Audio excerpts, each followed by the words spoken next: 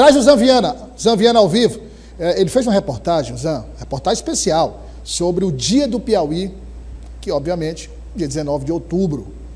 E você que acompanha o Jornal Dia News, sabe que todos os anos o Zan sempre procura um ângulo diferente. Agora, ele procurou algo para falar que, digamos, representa muito bem o nosso estado. O coco babaçu. Você vai conhecer agora a história do coco babaçu e as suas diversas utilidades e inovações. Traz o Zanviana aí ao vivo. Zanviana dando um show de cultura, conhecimento, sensibilidade e, claro, trazendo as informações importantes sobre essa riqueza do Piauí. Boa tarde, Zan, seja bem-vindo.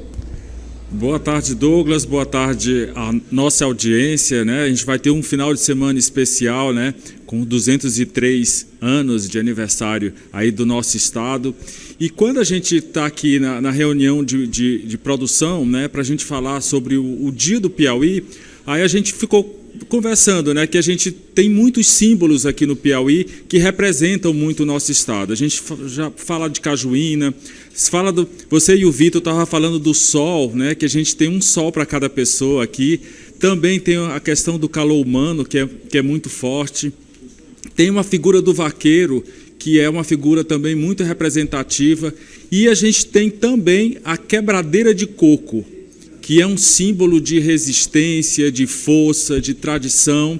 E aí a gente, focando nela, a gente fez esse especial do Dia do Piauí. Tem uma professora do IFP, chamada Hélida Rocha, professora doutora, que ela fez uma tese, o estudo dela, o tema dela de estudo é a quebradeira de coco. Então a gente aproveitou, né, o conhecimento, a pesquisa dela que ela fez para mostrar sobre um pouco da história, da força, né, da luta, né, pela sobrevivência da natureza, da biodiversidade. Elas são consideradas verdadeiras guardiãs da floresta. E durante o período de pesquisa da professora e doutora do IFP, a Hélida Rocha, aconteceu um movimento muito importante para as quebradeiras de coco, que foi a aprovação da Lei Babaçu Livre. Então foi nessa época que ela decidiu que, além de continuar a pesquisa dela para o doutorado, ela decidiu fazer um documentário. Documentário esse que já é um documentário premiado, que eles estão participando de festivais.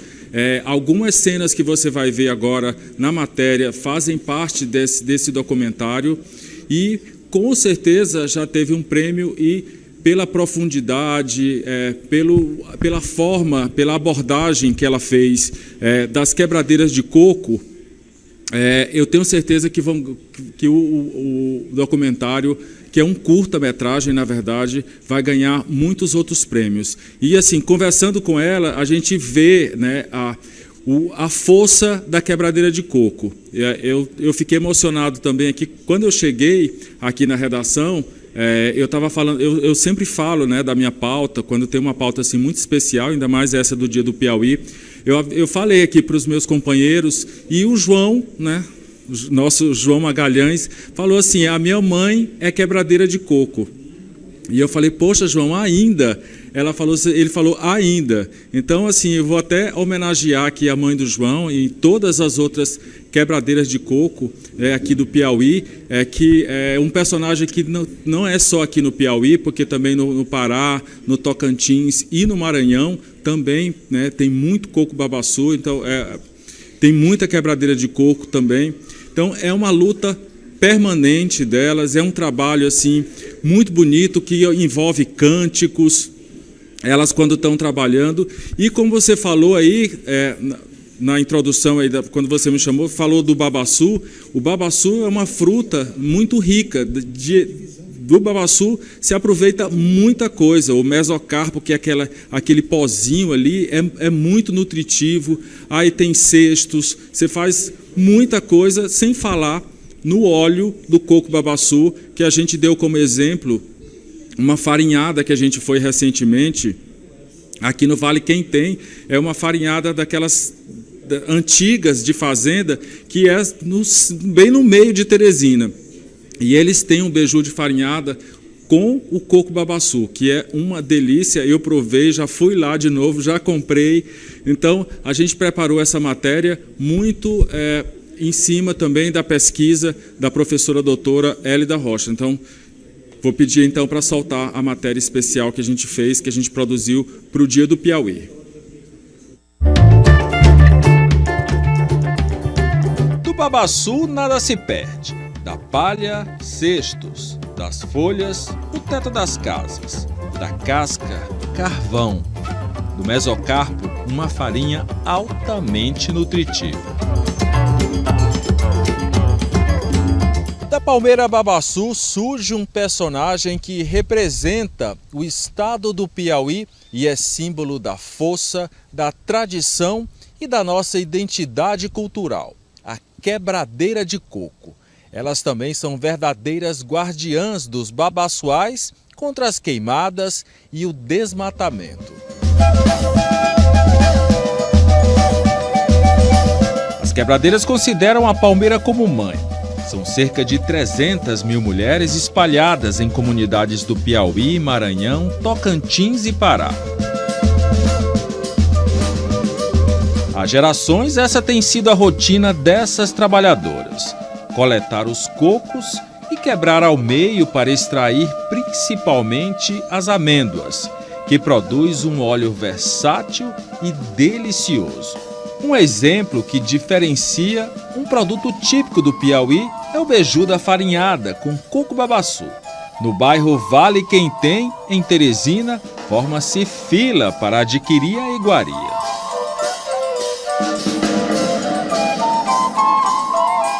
É regional, é uma coisa assim deliciosa e que lembra a nossa infância, que nós também já residimos em fazenda no estado do Maranhão. E há 2 anos vim morar aqui em Teresina e tive o prazer de conhecer essa maravilhosa casa do beiju. Cor do primeiro mundo, em relação à nossa cidade lá de Caxias, que não tem um negócio desse. Não tem uma fábrica de beiju dessa. As quebradeiras de coco são tema da tese de doutorado e também de um documentário já premiado da professora do IFP, Hélida Rocha. O foco foi na questão da mulher e a sustentabilidade. Filhas da Mãe Palmeira, identidade, territorialidade e conhecimento tradicional no contexto de atuação das quebradeiras de coco babaçu do Piauí. Para isso, viajou além do interior do Piauí para outros 3 estados onde a palmeira é abundante. Eu já queria trabalhar com mulheres e sustentabilidade, eu já queria trabalhar essa perspectiva do gênero, né, relacionada à sustentabilidade. E aí, em 2019, eu participei de uma roda de conversa com as quebradeiras de coco, participei como ouvinte, né?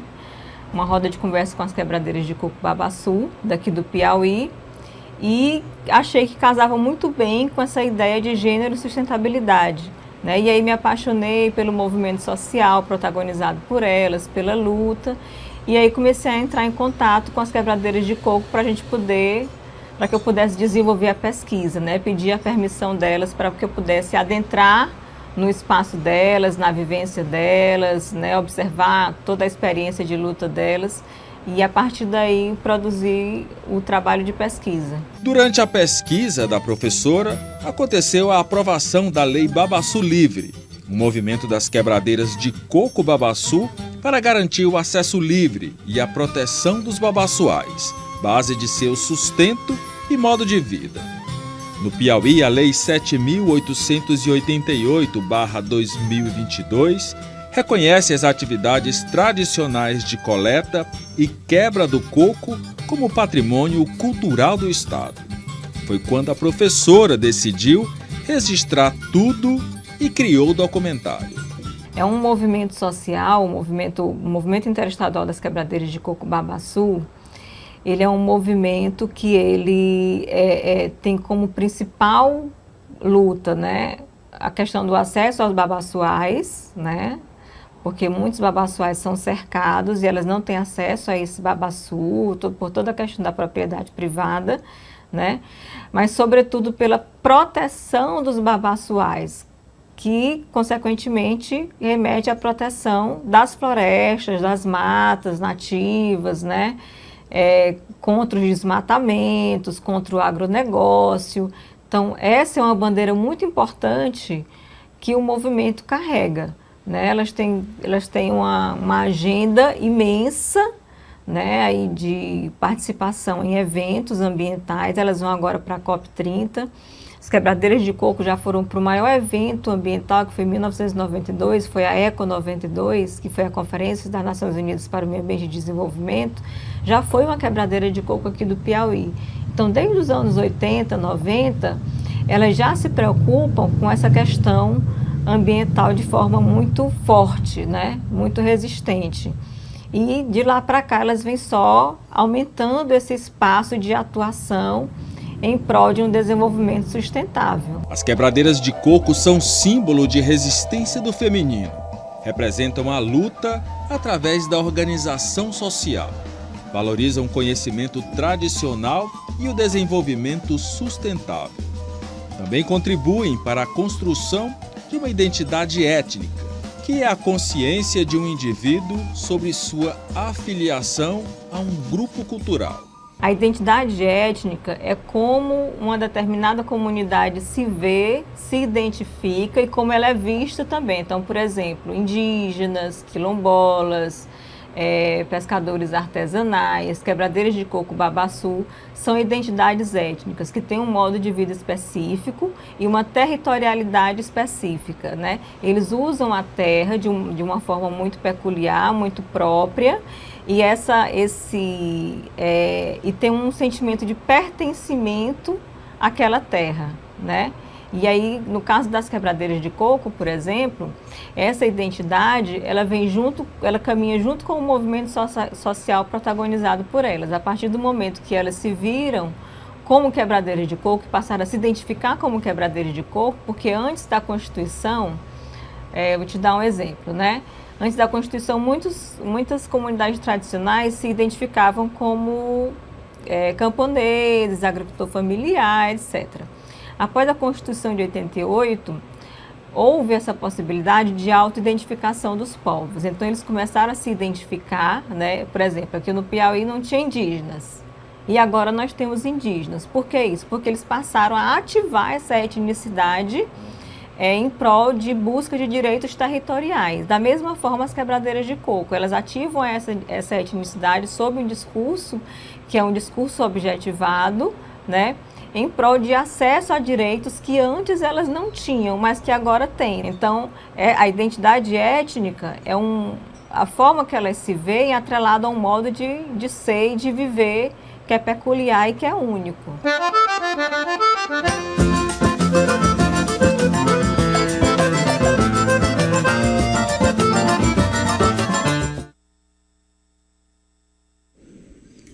Bom, então esse foi o nosso registro das quebradeiras de coco. Agradecer muito a professora, a doutora Elida Rocha. Eu aprendi muito com ela em relação às quebradeiras de coco, que as quebradeiras de coco elas consideram o babaçu como palmeira-mãe. Eu estou até aqui com o babaçu, que quando eu fui fazer a passagem, o João havia me falado, tocar mais uma vez o nome dele, porque, como eu falei, a mãe dele até hoje é uma quebradeira de coco. E aí João trouxe um presente para você. Eu senti até que ele ficou um pouco emocionado. Ele guarda isso aqui do lado da mesa dele, do lado do computador dele. E as quebradeiras de coco, elas têm um papel também muito importante, né, que elas são guardiãs da natureza, como eu falei. É muito importante isso, porque em tempos de queimada, em tempos de desmatamento, elas têm essa força, porque elas são muito unidas, como bem a professora falou, né, que explicou esse conceito de identidade étnica, que é o pertencimento a um grupo específico, né, como ela bem explicou a questão dos indígenas, dos quilombolas, e também as quebradeiras de coco, elas têm essa identidade étnica. Então, tem essa força, além também do resultado do trabalho delas, né, que o coco babaçu é uma fruta assim, muito versátil, que dela se aproveita tudo. Então, dar os parabéns aí. A gente já teve uma governadora que foi quebradeira de coco, né? Que é a Regina Souza. Então, em nome de todas as quebradeiras de coco, parabenizar aqui o estado do Piauí, que é um dos estados que tem esse personagem, que é a quebradeira de coco. Eu volto com você, Douglas. Não, parabéns pela reportagem. Eu estava vendo aí não só esse cenário lindo, e Coco Babaçu, as quebradeiras de coco, mas o que me chamou a atenção também, que eu adoro, você passar uns dias, deitar, bater papo. É uma imagem que acho que vai passar aí. Deixa eu ver aí. Você adora zona rural, né? A zona rural é muito aconchegante, muito... Sabe, a zona rural é analógica, né? A zona rural. Então você vai em busca mesmo de desconectar na zona rural, vai buscar offline, ficar offline, né? Você vai pro... Então, você vê... passou aí, mas foi na reportagem do Zan. Aí é o quê? Tapioca, é? Beijozinho, rapaz. Eita. Você pegar um beijozinho desse numa casa daquela que passou, casa de coberta de palha. Você acorda, dorme à tarde, depois do almoço, finalzinho da tarde você acorda ali, toma um cafezinho quente com beiju, depois bota a cadeira, hein? Depois começa a chover, você bota a cadeira ali fora, estica as pernas e haja conversa aí entrando pela noite. Ah, maravilha, hein? E Douglas, eu não sei se eu já falei aqui, mas assim, no meu café da manhã, o meu cuscuz com ovo, o meu ovo é feito no óleo do babaçu. É tradicional, não pode faltar lá em casa, viu? Ó, e falando nisso, quem quiser azeite, o meu primo tem pronta entrega, viu? É só falar com ele que ele entrega em qualquer lugar, né? E o Zan também tem outros produtos também. Zan Viana Participações e Ed Participações Limitada, viu? Valeu, Zan!